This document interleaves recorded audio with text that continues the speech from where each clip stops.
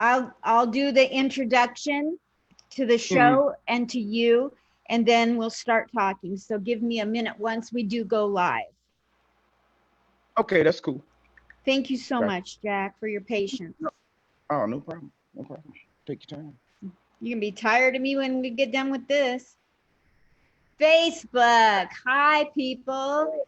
Today we have somebody special in the house, and you're gonna love him because I've seen him just a few minutes now myself, and I love him already. Welcome to the comic spot. This is where this little army veteran vets out veterans of comedy, and today we have someone here who's a veteran doing comedy, a veteran of the comedy world. We get to know him together. I don't know the first thing about him. He's been very secretive, but we're going to get him to open up. Watch this. Watch this rose petal unfold one little leaf at a time. So I'd like to welcome you, Jack Daniels out in New York. Jack Daniels to the stage. Welcome to the stage, Oh Jack no, St. Daniels. Louis. What's that? Thank you, thank you. It's St. Louis. It's St. Louis though. St. St. Louis out of St. I just met George Oh, Carlin in New York, but okay. out of St. Louis, Missouri, St. Louis, and he or as I says, like to call.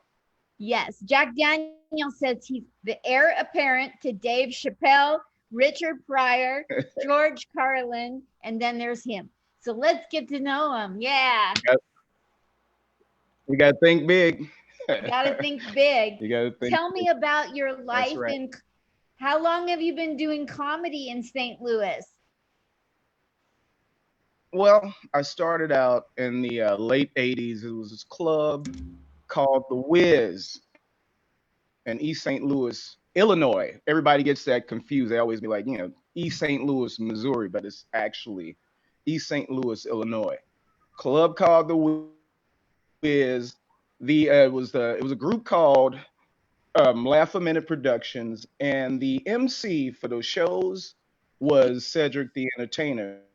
Please turn down the reverb. It's clicking again while Oh, you're oh yeah, talking. yeah. Oh yeah, it's down. Thank Yeah. you. Sorry the Is that interruption. cool? Oh, that's Yeah, cool. thank No, you. that's all good. Yeah, East St. Louis, Illinois is a place called the Wiz Club, and they used to have comedy nights on Thursdays. And the MC was Cedric the Entertainer, and it was a group called Laugh a Minute Productions. I wasn't in it right at that time. I did an open mic. I got into like verbal jousting with Cedric. I won it. I won it. He might tell you different. I won it, and then he offered me a slot in Laugh a Minute, and I was doing that for a while. I was like 17, and it was the Tory brothers. They were there, like Joe Torre, Mhm. Guy Torre, a couple of other dudes like Hamburger, and a few other guys. It's like like journeyman comics and stuff like that. And then I abruptly quit for a while. I would go into what I was doing after that, but it probably sounds sucky now because I was a police officer. It doesn't sound So I sucky to went me at into all. that. Mhm. No, okay, well, like I went into that, and then I did that for 10 years, and then I was just in law enforcement and police jobs after that, and then I finally got the bug again to start doing it. But I did a few shows here and there, and now, right when I'm free and I could do, basically whatever I want in comedy, all of a sudden, the COVID thing comes up, and here we are now. So I'm Yes. just looking to launch myself. Probably, I want to launch myself on the West Coast. I really like San Francisco. I think their fan base is really smart and they understand smart comedy, and you don't have to be a buffoon to be funny. Love that. Please turn the volume way down. It's still cracking. Okay. I'm so sorry, but you're pretty close to the microphone. So that might have a play in it. Now Okay. talk to How am me. I good now? That's too low. Just up a Okay. little. How about now? There. That's much Okay. better. I hope that's better. All right. So, in the Oh, yes. Cool. time You've been in comedy since the 80s. So I applaud you for all that time, even though you stepped aside to protect us and keep us safe. And there's a lot of people out there that Mhm. hate the police now. They shouldn't, because there are good police and That's true. there's good and bad everything. And I assume that you were a That good policeman. You probably got out of it so yes, you wouldn't yes, become you probably got that's out so you wouldn't get corrupted. So well. I got out because there's too many assholes. thank you. I'm Thank you. a non-asshole kind of person. I would hope. I can feel that coming from you. So right now you're in St. Louis. You're looking at moving to San Francisco to do comedy because you're a smart comic. You wouldn't have listed off all of the people who you're heir apparent to if you weren't a smart comic. So that should I've go really always. Oh, go ahead. you should go really well for you in a smart market where they appreciate smart comedy. That's true. They appreciate it here, but like I mean, just being out there is kind of love the vibe, and like I said, the fans are savvy to comedy. They want to hear something smart. They want to hear the writing. And George Carlin always said that he wasn't a comedian that writes. He was a writer that performed his own material. That's what he was, and that's kind of how I view myself, and that's how I kind of go about the process of writing comedy. Wonderful. What are some of the best topics you have talked about that are just really easy for you to write about? Probably, I would say probably the really mundane things, like the things that kind of like tick you off, and like relationships or just life in general. I would say that. So, about life, more your observations about life. Yes, just Yes, life in general, because I mean it encompasses everything. So I you think, could say racism, relationships, whatever. yes. So, when have you, what material have you done that you felt pretty much above, across the board? It lands in any type of audience. What topics or what type of material have you done that every time you do it, it goes over? Oh, I have this. I don't want to go there. Like it's pretty blue, but usually the relationship stuff. Like I had this one joke about like stoning was like a thing back in the day. Like if your wife cheated on you, Yes. you could stone her. But I mean, but it went over good. I mean, it sounds bad, but the way I say it is, it's okay. You Like know I how mean, to deliver I'm just it. making fun. No, I wouldn't stone a chick. No, I wouldn't. No. I was just saying, like, if I had to do it, I'd pick the biggest rock and handle my business and stuff. So, I mean, yeah, that usually goes over well because I mean, even women like that because you could reverse it and have the guy be stoned, and women like it, guys like it, everybody likes it, so it's cool. Yes. Like women, they think they're above it, but look at all the jokes about women in frying pans. Oh yeah, oh man, there's some great lady comics out here, and I mean they got all kind of great jokes about us. So one good Absolutely. turn deserves another. Yes. How did you last in comedy since the 80s? I know you stepped aside to do law enforcement, but still, you've been at it over 30 years. Well, I think I think this is it. That's a tough question. Thank I you. think I have because of social media, because you don't have to be in front of people, especially right now, to write a joke and put it on social media. People look at it and be like, "Oh, that's so funny. Oh, it's funny. It's hilarious." Like so, I think that's kept me afloat where people could know that I am funny, and then once everything opens back up and stuff like that, then and I could actually do it in front of you where you could see it. Yes. Well, so you've been delivering jokes to audiences and you've lasted in comedy all these years. And so you've been most likely you bumped up against good and hard times in comedy. So how did you survive all these years with all that comedy throws at you?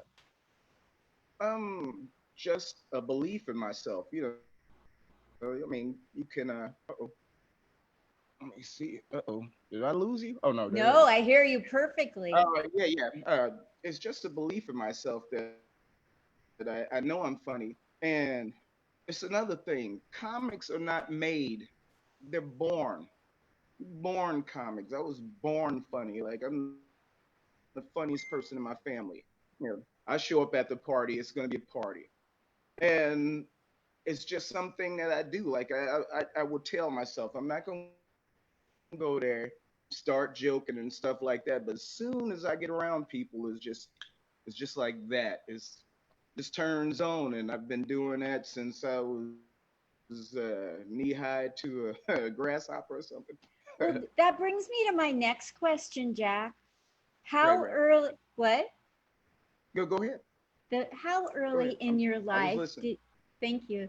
There's a little bit of lag going on. It's probably in my head.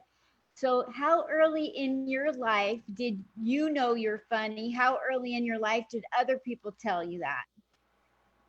Oh, when I was like a little kid, like at the like Christmas, like my grandmother and grandfather used to throw parties on my mother's side, and like kids a show off, so they used to give us few minutes to get in front of the grown-ups, and you could say whatever you wanted.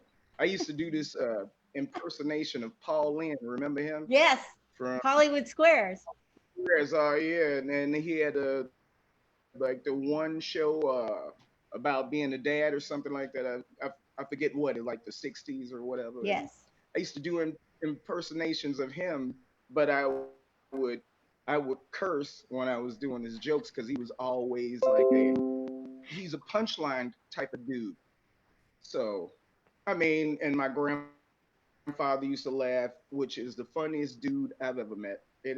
Like Carlin, Pryor, all them dudes that I just spoke of, they wasn't funnier than my grandfather. My grandfather was funny, and I'll add Red Fox to that too because he reminded me of my grandfather. So them guys that always got the one-liners. You say something stupid, and he's got a punch to it. So I learned that from him, and I knew wow. that. I knew I was funny at like 5 or 6. I've always made my friends laugh, so The very first time you ever got on stage, would you consider that first time you got on stage to be a success? well, that was the whiz. That was with Yes, the things. My friends pushed me up on stage, and it was like, man, you got to do this, get in the contest, and all this stuff. And we weren't even old enough to be in there. I was just like, I ain't gonna get on stage. I'm like 17. Like they gonna kick me out the club. They gonna find out. And I mean, they pushed me, got up, and I'm more fearful now at doing stand up than I was then. They pushed me on stage, and I was fearless. I went at Cedric back and forth with the banter and stuff like that, and seemed to work out for me. So I think it that's was a success, or it was a titillation. I would say that. so. Once you impressed Cedric and you won that particular contest, how easy was it for you to get booked and stay booked? Well, it wasn't hard at all then. It wasn't hard at all then while I was going through it because I was the kid. Like everybody wants to see the kid. You know what I mean? Like it wasn't hard at all. Like I was on shows and stuff like that. I wasn't getting paid much. I might have got paid like $150, like a show or something, and like some free beer and a meal or something like that, some chicken. I don't know. But I was having fun. I'm 17, 18, so it was a blast to me. And then those guys weren't who they are now. It was just Cedric And the Tory guys, to me, like I mean, it was just them. I mean, they're fucking huge now. I mean, excuse my language, but It's they're huge now. okay. So It's okay. So who all have you I mean, shared? they're huge. So, Who all what was have that? you've made friends with some of the big ones? Have you been able to tour and open for them or share stages with some of them? Not, or not lately, but I will get in contact with some of them. I just want to get the material to where it's really tight, and I don't embarrass myself or I don't embarrass them for putting me on. So, Exactly. so I'm just working on that So what years was it that you were out being a police person? through 91 through 2000. Got it. So you've been back like 20 years back in it since you left for protecting Man, our people. Wow. yeah, but I was still doing law enforcement, public safety, and now in my current job as a national park ranger slash comedian. Wow. Do you get material? Do you come up Oh, with from there, from do I give? Oh yeah, I get a lot of material because you got all kinds of people. I work at the Arch. It's the Arch, the St. Louis Arch. It's a national park. you do? So yeah, so like people come through there, like it's like a TSA job. You know, you got to take your belt off, empty your pockets, put them in a bin as go through a X-ray machine, and you have to go through, walk through like a magnetometer, which is basically a metal detector, and it's all kind of people that come through there. It's like people from other countries and basically a lot of tourists and some people with relatives that they live in St. Louis. They come through there, so you meet all kinds of people, you see all kinds of things, and then I work with crazy people anyway, so a lot of material to be had. Super. So you're an Yeah. artist. You've been doing comedy, and when it comes to an artist, a lot of times we have our eyes on three or four projects that we're thinking of doing or we're in the middle of creating. So, Hmm. do you have projects other than just stand up that you have that you're working Well, on? yeah, and but I would still put it in the realm of stand up, because like one man shows I like that, which is basically stand up, but then again it's acting, and then it's characters and stuff like that. Normally I don't do characters when I do stand up, but like that's a project I'm writing, and I would still put it in the stand up category, but I mean, I guess it would be different with the acting and things like that because everything is coming out now. That I mean, Hamilton, like they got the rapping about founding fathers and stuff. That's different. I mean, so yeah, Yes. that I would say it's different, but it's kind of the same because just you up there and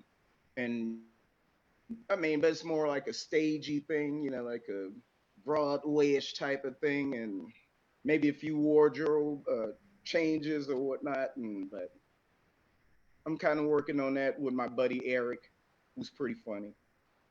Wonderful. So that'll turn into where that's an act that'll be part a new stand-up routine with somebody else.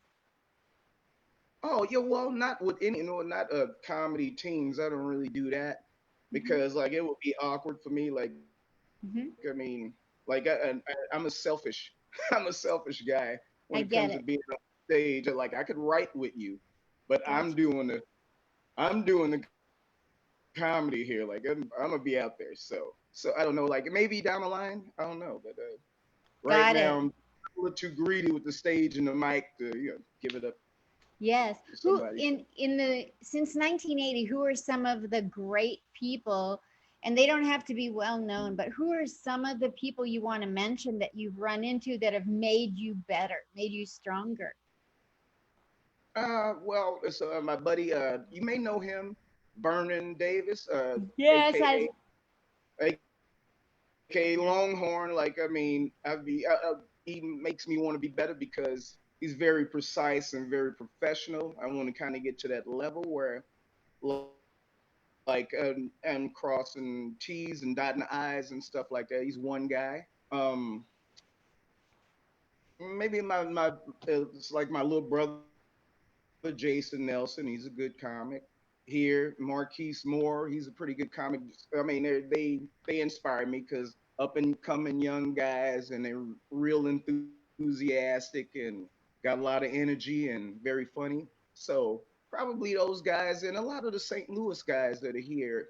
I mean, a lot of young guys and some of the old veterans. They all inspire me really to be better. When I hear a good set, it makes me want to have my set be better. So those guys, definitely Vernon though, because of his professionalism.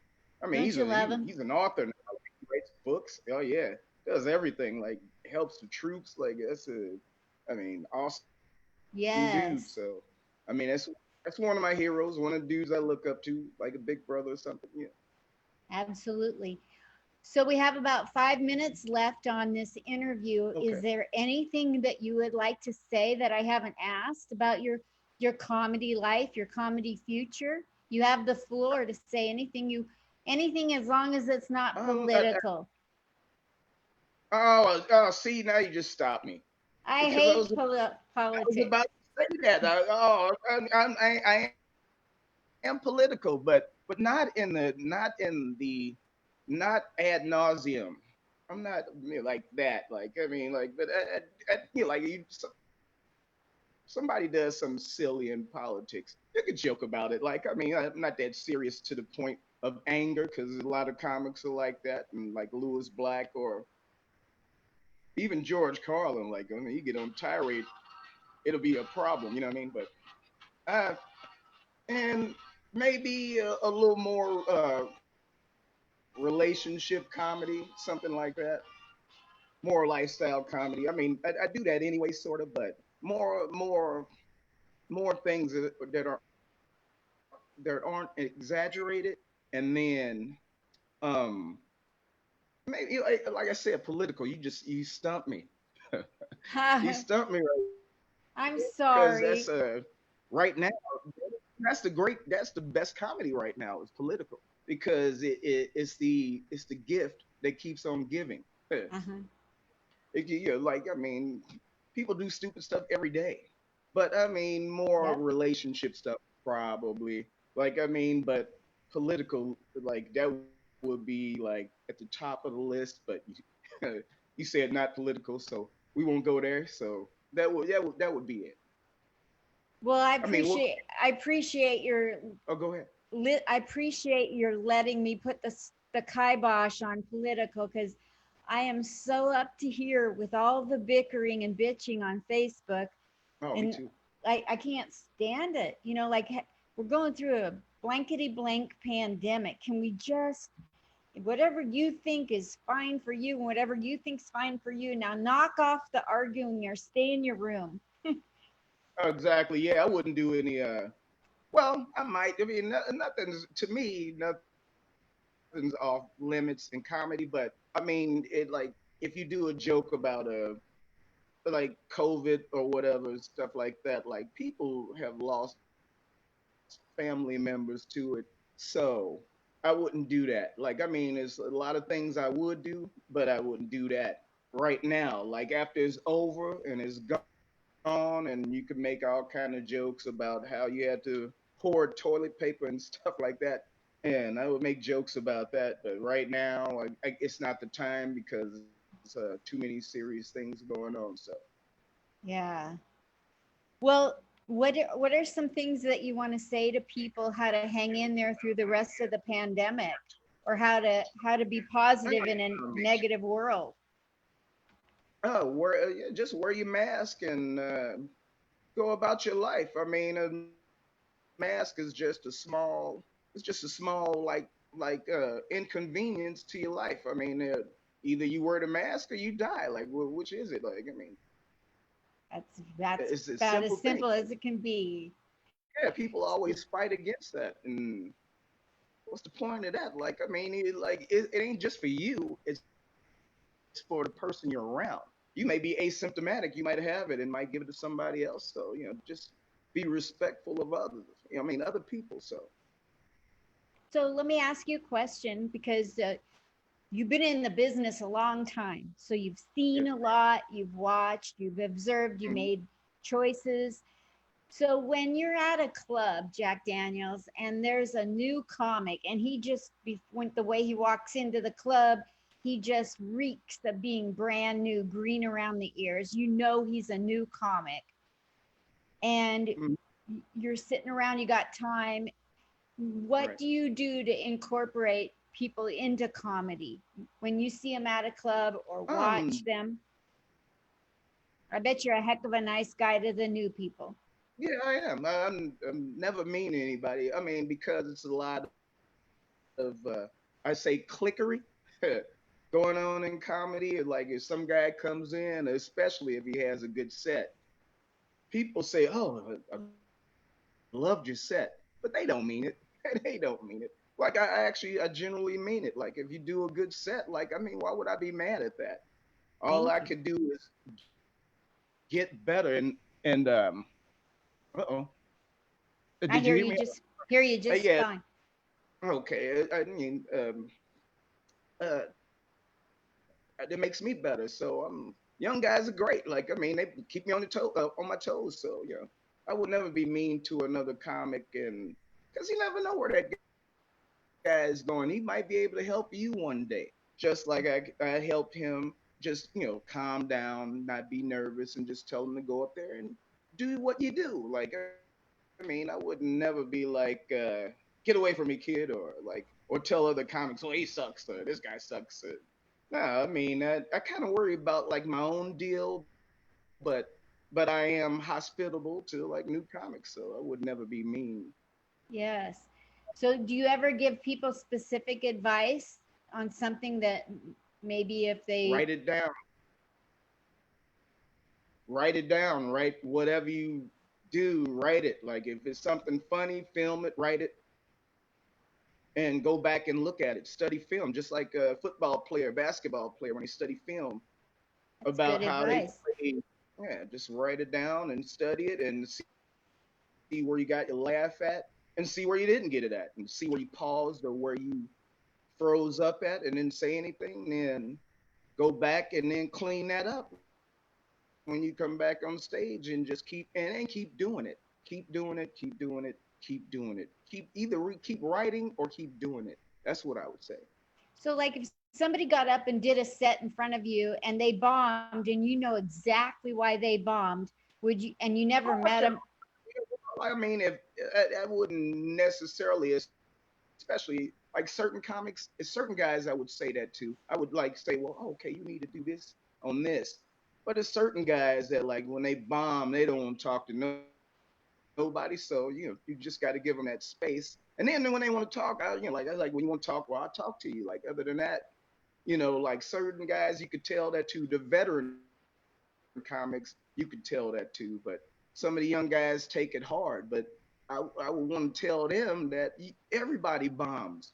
Everybody bombs, even when they get good and they're making lots of money and people are seeing them, they bomb. They still can bomb. Like I mean, it's stand up is the hardest thing in show business to do. You can screw acting, the singing, and all of that stuff. Stand up, you right in front of people. Make me laugh. That's the premise. Make me laugh. I Yeah. mean, what's harder than It's that? so And exactly, you might get a whole crowd full of just like mean curmudgeons,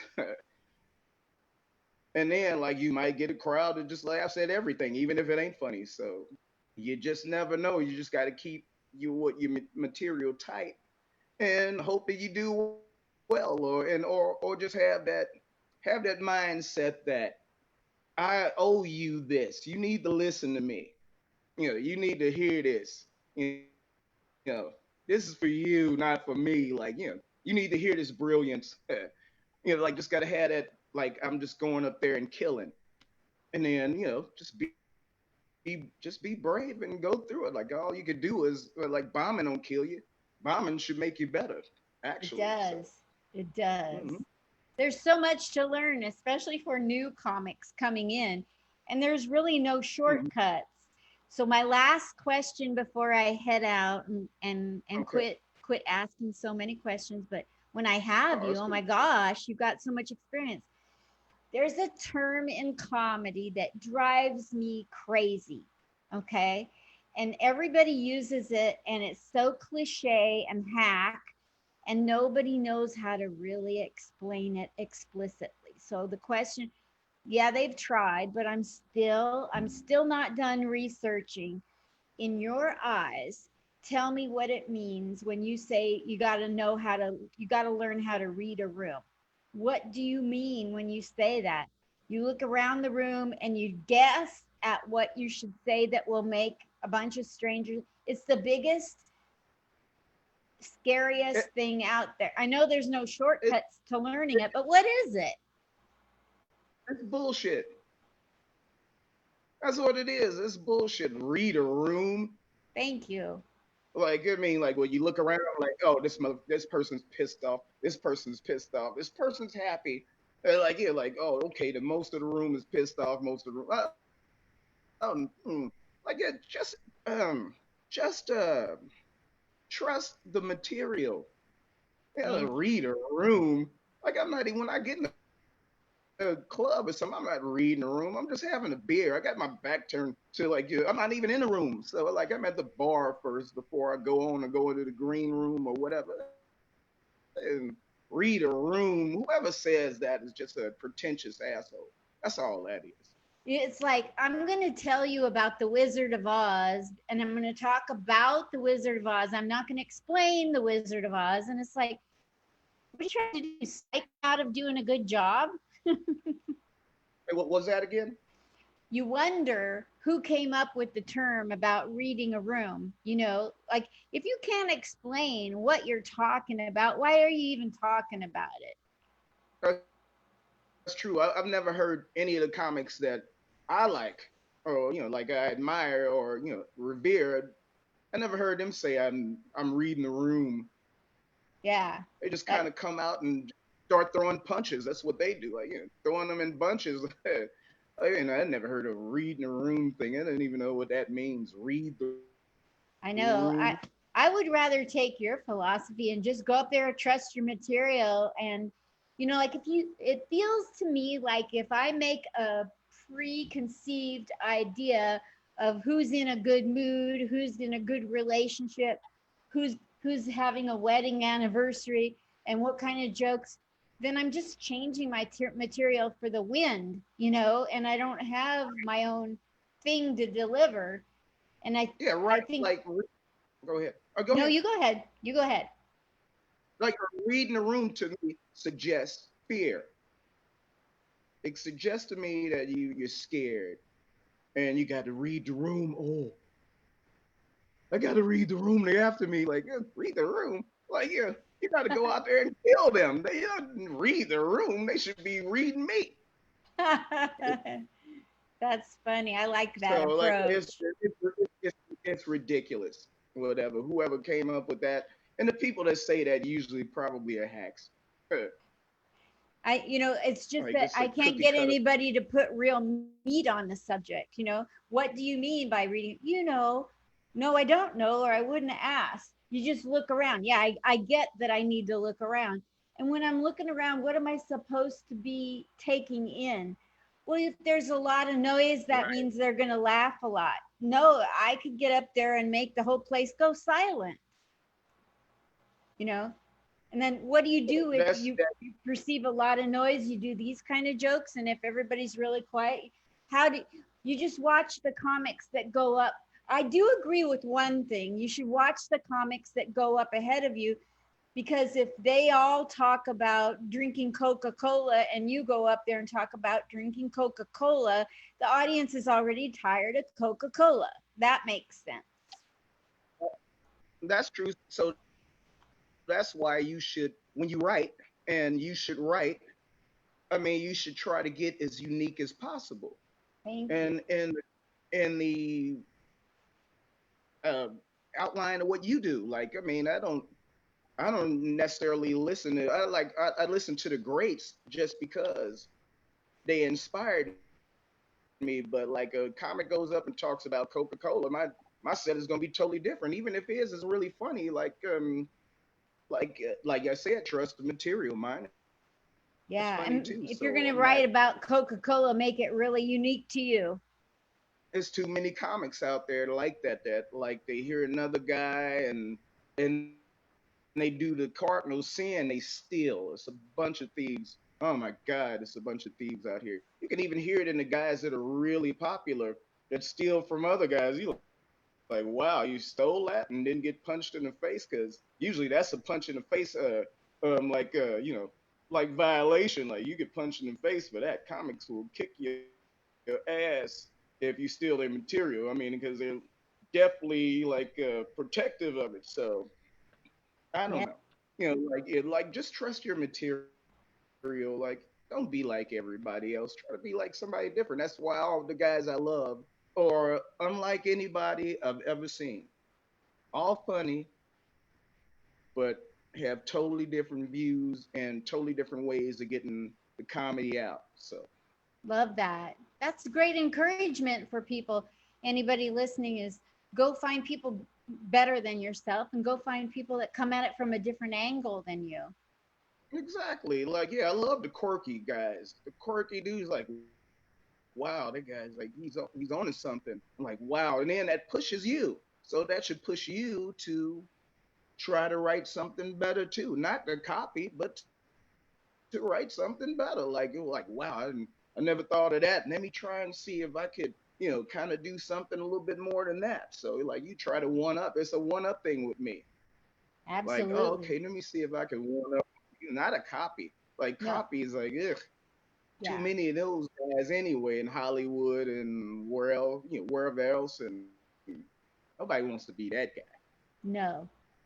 Well, okay, one last question and I'll let you go. No, no problem, Okay. baby. I'm having Jack, fun. oh, cool. Jack Daniels, who are you when you're off stage behind your mask, so to speak? When you're not hiding behind being a comedian, what are your interests? Uh, What things do you do? well, every comic thinks he's a musician. So my cousin Eric, that I write with sometimes doing comedy, he's in a band. He plays like 6 different instruments, and every once in a while I sit in with them and do vocals and play percussion and I think I'm tough. Nice. But it's fun for me. I love music and I like writing. So I'm obviously a writer, so you kind of throw that out, but probably music and I play basketball, bike ride, and do everything everybody else does. Smoke a little pot.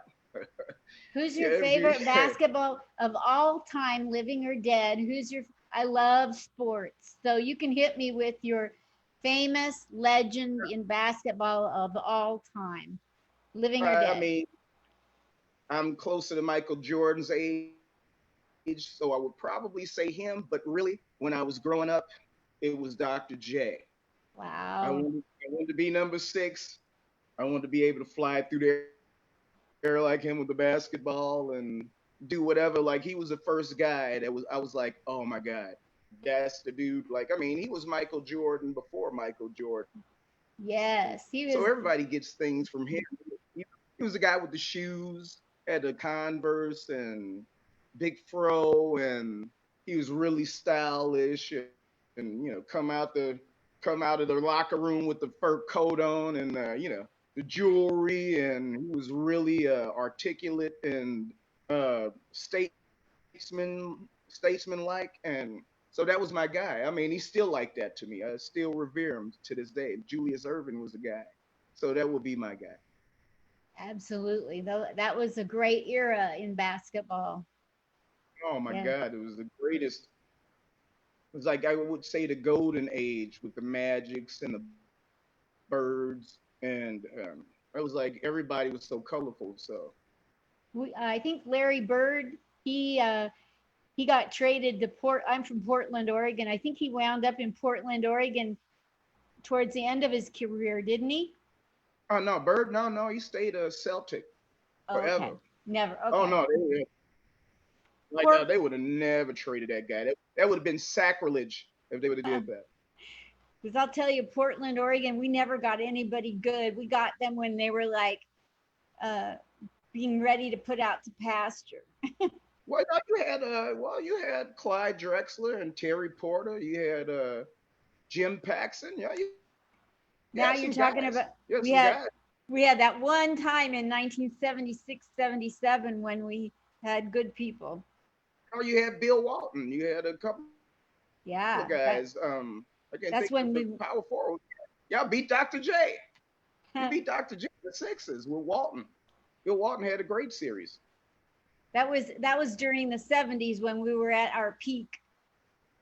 Yeah, Oh, in the '90s, you had great teams in the '90s too, we because they did. lost.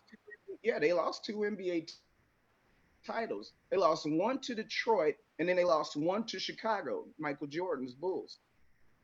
So they had great teams. Twice. Yeah, when you live Yeah, yeah, there yeah. What and three?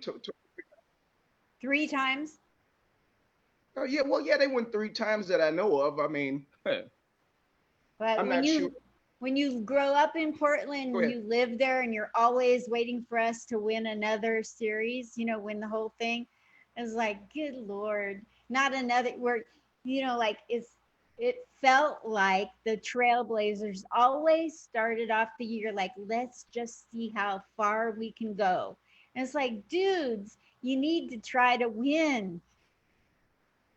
Well, that's true. I mean, but like I live in St. Louis. We had the St. Louis Hawks that went to Atlanta, and then we had the ABA Spirit of St. Louis.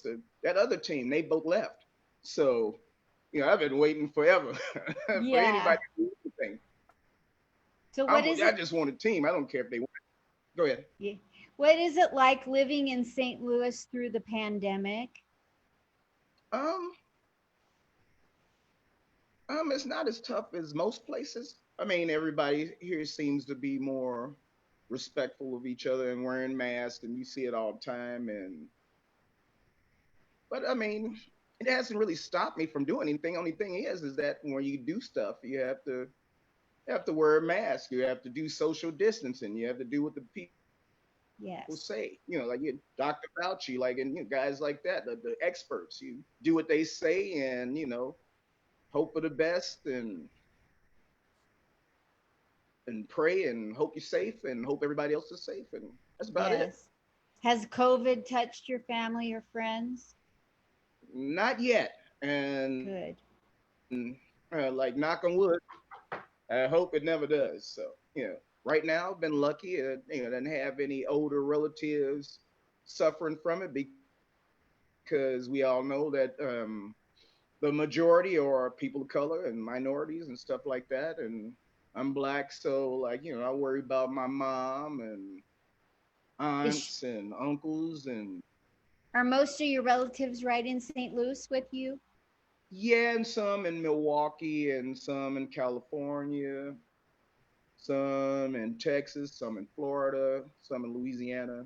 And like, I check in every once and again to see how they are, even because young people can die from it too. So people need to get Yes. that straight. You can die Can from die. COVID-19. Like people like, I'm not scared of it. I'm scared of Me it. too. I'm scared of it. I'll just say it, and other people aren't. That's fine for them if that's how you Yeah. feel. But personally, that's how I feel. I'm scared of it. Oh yeah, it's a serious deal. Yes. CDC says it's serious. I think it's serious. So I mean, and they You know have what they're talking. Yeah, you have relatives in Florida and California, and those are serious places to be living right Oh, now. oh yeah, and my sister's a nurse in San Francisco, so I worry about her all the time, and she's older than me. I'm in my 50s. She's in her 50s, so the higher you go up on the age totem pole, the more likely it is you could catch it. So Yes, and she's right there in the front lines. right on the front lines of it. Yes, yes, yes, ma'am. Exactly. Well, So I worry about her a lot. So I I appreciate just you. try to go. Go ahead. You finish your thought. Oh no, yeah. Well, I'm just I just stay positive. That's it. That's all I wanted to say. So I want to let you know from the bottom of my heart, I appreciate your coming on here and sharing all your years of service to making Yes, people ma'am. laugh and protecting us for 10 years as a policeman. Thank you so much for doing that. No problem. No And problem. yeah, and so anytime now that you're a graduate of all my drilling questions, here on Comic Spot. Anytime anything opens up for you and you want to come on and promote it to my people, you're more than welcome to have the floor for 5 or 7 minutes to promote anything. Oh, trust me, mate. You, I have it. I'm all yours. Thank you so much for being such a great guy. Thank you. Thank you. Thank you for putting me on. Let's hope the world keeps getting better, We will. We will. Good hopefully. always wins in the end. So does I'm love. counting on it. I'm counting on it.